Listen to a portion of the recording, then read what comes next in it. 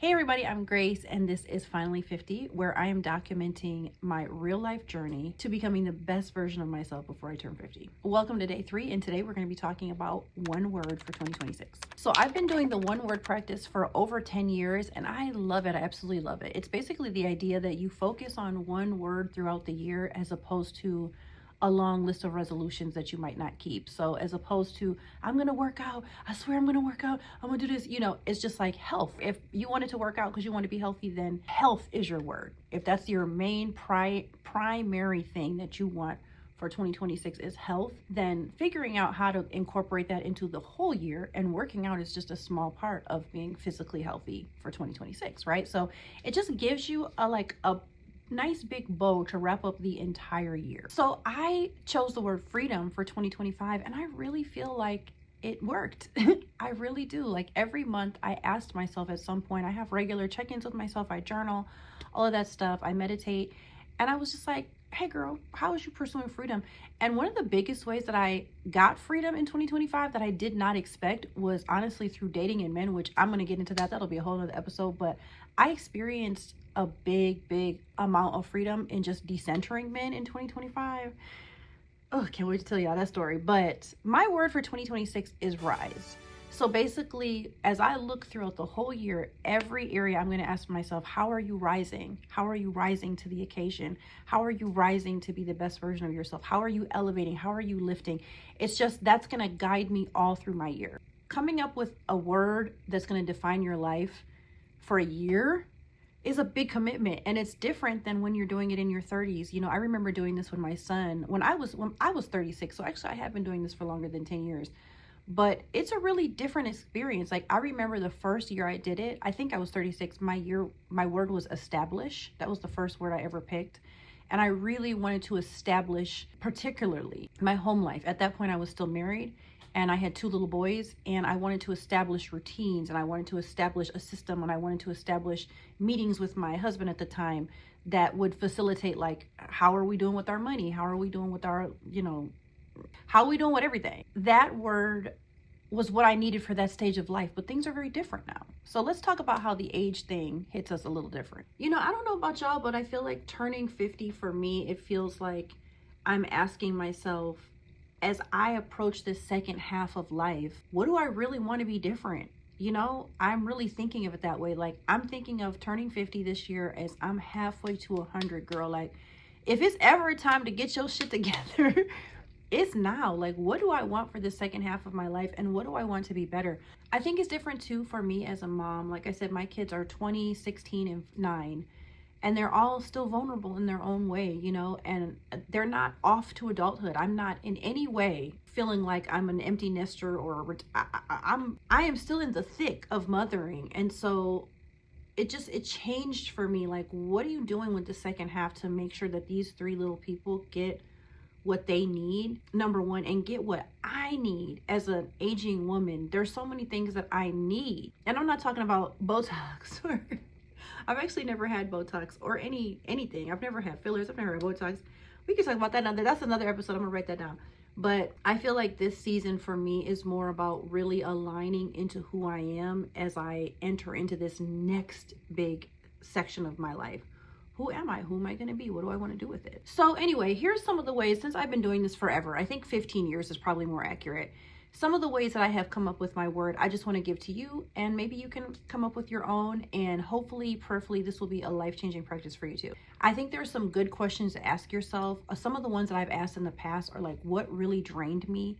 What really has to change? Like when I really look at 2025, what has to change? What do I never want to experience again that is, somewhat in my control? What do I want less of going forward? What do I want more of going forward? Our values shift from year to year. And, last year when I was going into 2025, I was in a situationship that I wanted to I wanted to begin with marriage. I wanted big life with this man. I started 2025 on I want to be in a serious relationship with this one person in particular. And then I found out later, y'all, he was not even a good person. He had a whole girlfriend the whole time we were dating. Child. And as I'm going into 2026, being in a relationship or ever getting married again, it's not a value for me anymore at all. I feel like I started 2025 with that value, and it's not a value now. I feel like we need to reevaluate every year. What are our values? Because they shift and change. And that's a big one. That's a huge one that shifted for me was I am decentering men. I am not any longer putting that as a value. Being in a relationship, being close to them, or marrying them. That's not a value. They can go themselves for all I care at this point, okay? I will say this, your word often grows out of what you've outgrown and what you're just done with. Step 2 is name what you need and not what sounds good, or definitely put other people out of it. Do not think about other people's expectations, y'all, because I know as moms, and for those of you who are wives, it's really hard to silence that. But you do have to think about, what do you want? What do you need? And it just doesn't have to be pretty or impressive. It's just what you need. Sometimes your word can be yes. Sometimes your word can be no.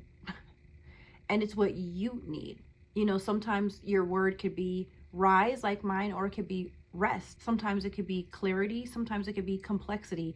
Allow yourself to really, really think about it.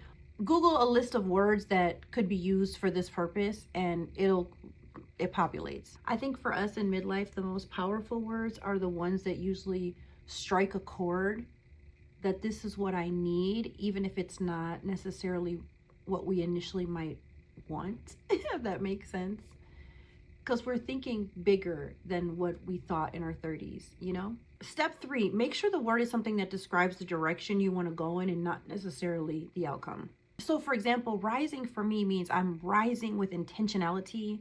I'm rising, I'm letting my voice be heard. I'm putting my voice out there. Like even this channel is an example of that. I'm rising to the occasion because I've said I'm in a financially vulnerable spot. I'm rising to the occasion for that. I'm rising in my finances, in my self-trust, in my health. It's the direction I'm going in. And that way at the end of the year, I can say, I did those things. I rose in this way and this way and this way. And no matter what, I can't fail. Whereas New Year's resolutions, you could be like, I'm going to go to the gym 3 times a week. And then after 3 weeks, be like, oh, I failed.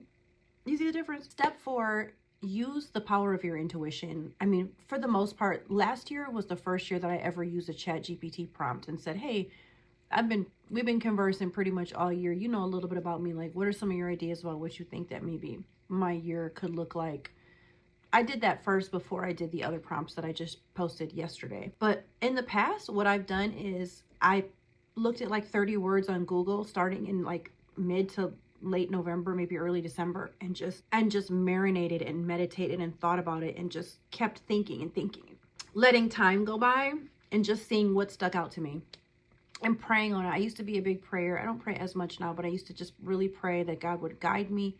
What is the one word that I really need to focus on for next year? What is what I really need? And I did that same process this year. I just kind of let ChatGPT shorten the process for me.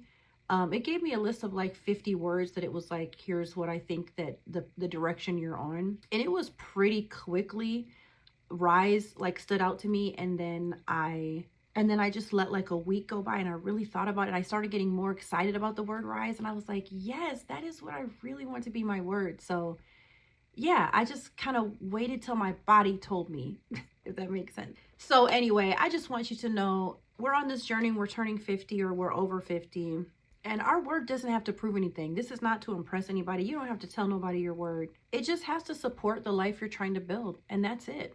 So whether it comes quickly or whether it takes time, just trust the process, y'all. And if you feel comfortable, I'd love to know your word for this year. What is it? And if you're making a vision board this year, which I always do, I haven't done yet for 2026, but I put my word right in the center of the vision board. I hope you choose a one word for 2026, and I'll see you guys in the next one. Bye.